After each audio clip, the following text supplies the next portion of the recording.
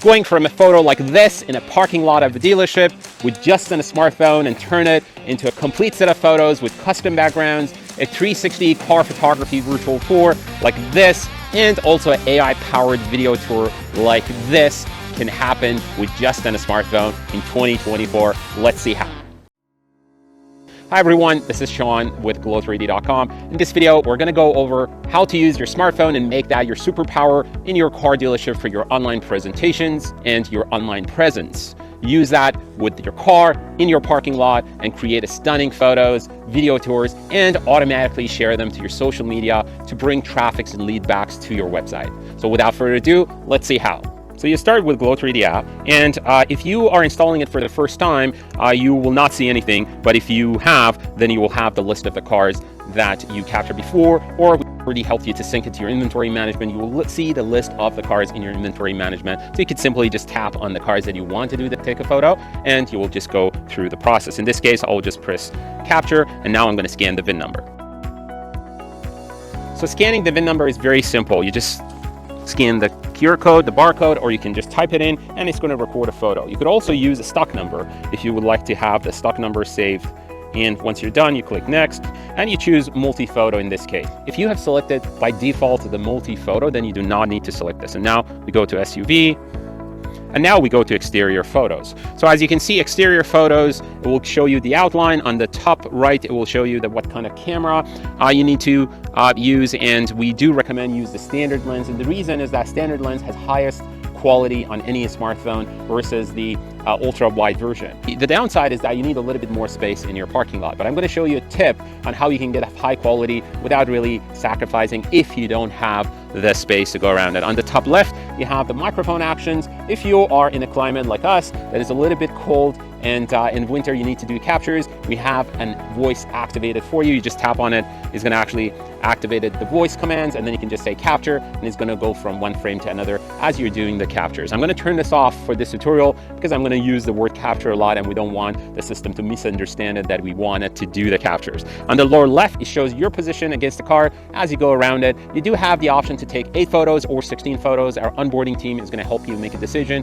which one is really better based on the speed, the quality you're looking, the smooth of the 360 spin. All of that really determines how many captures you would like to do as you go through the process. With that said, I am going to see if I could do it with the standard. So if you do have about 5 steps, we do recommend to use a standard. And typically the side of the car, because it is the widest, you need the most amount of space. But let's say for some reason you don't have that much space, one trick is to use an ultra wide lens to get a little bit closer. Obviously you want to be as far as you can. We're going to fix all of that. Don't worry about lining it up exactly to the green guideline.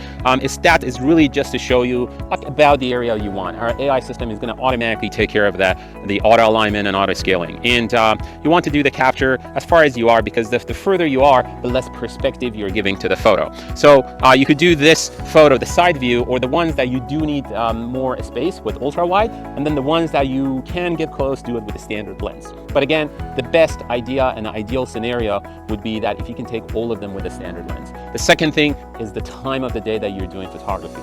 The best time is either early in the morning or towards the end of the day, something like right now where you have soft lighting around the car, and that helps you get consistent lighting across. But even if you can and you're in an area or a dealership that really you can't choose when to do the photography and you have to comply with whenever the car comes in, you have to do the photos, then our system is going to automatically adjust the lighting exposure as much as it can. And it gives you a pretty good results even if you have to do it that way. With that said, let's start doing our captures. I'm going to keep this as standard.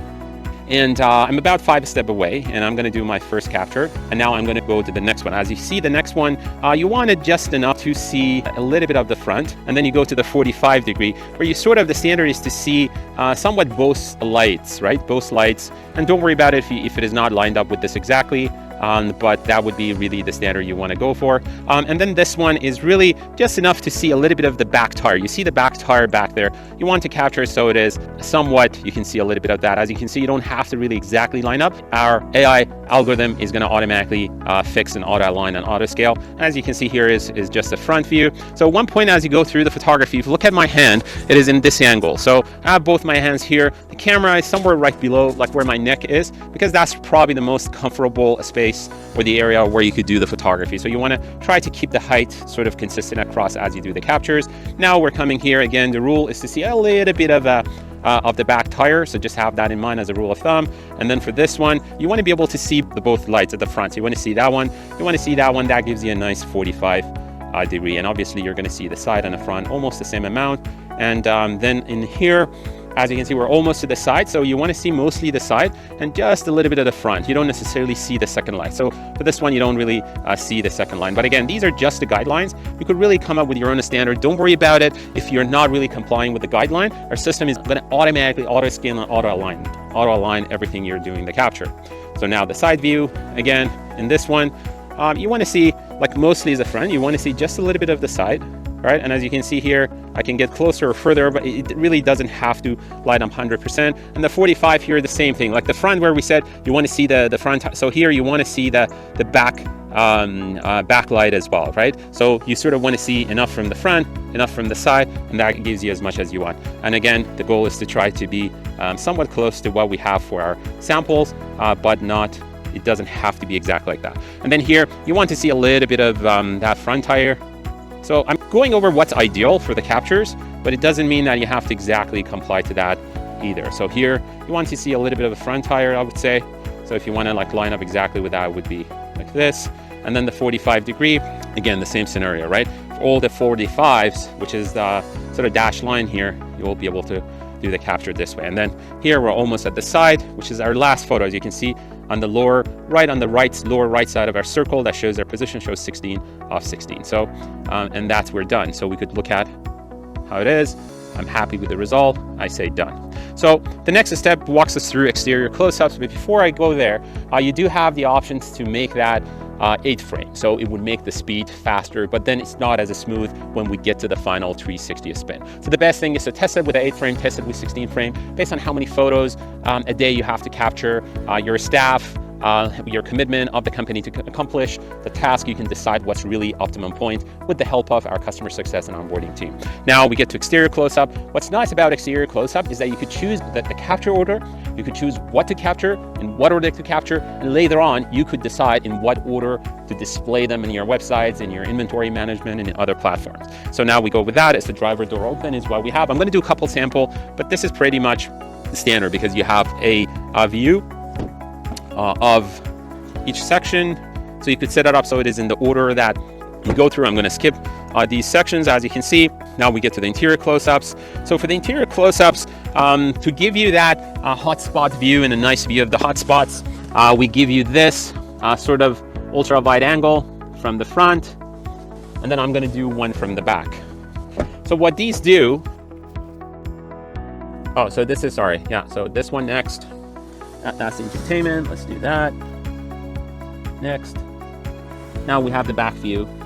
And you could set it up so that instead of choosing the ultra wide every time, the system is going to automatically detect the ultra wide and is going to prompt it for you. And that's a huge advantage as you go through. You could use the slider to zoom in when you need to zoom in.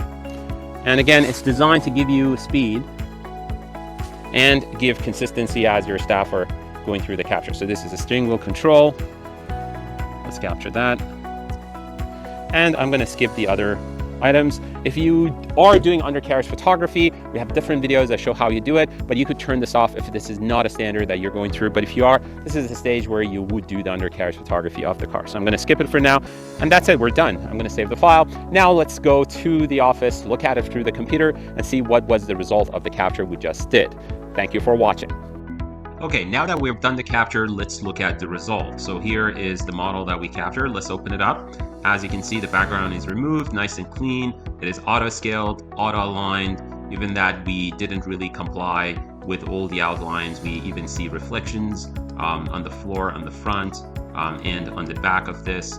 And now let's look at what else we have. We have the interior photo. Let's look at the interior photo.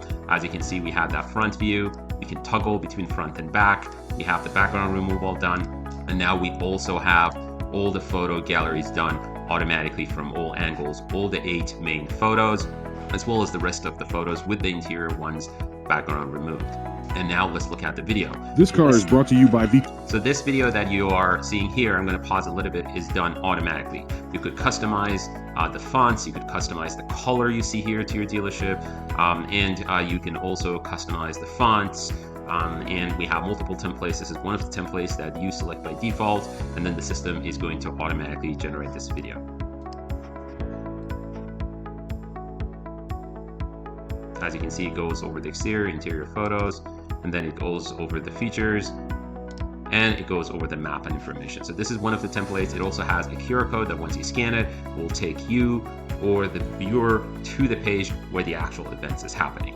And then from here, all these photos, videos, 360 virtual tours will be automatically synced to your social media, to your website, to your inventory management, where they are going to create links back to your website where you want your customers to take actions. And this completes the cycle from generating the content to distributing the content to different outlets and bringing these back to your website. So this is the power of Go3D, where you only spend a few minutes with a car, do some photos with just your smartphone, and then from there we take it and we generate a high quality videos, photos, and spins, and automatically sync it to your social media. If you have any question, you can reach out to us, put the question as a comment in this video, and we'll be happy to answer them. Thank you for watching, and have a good day.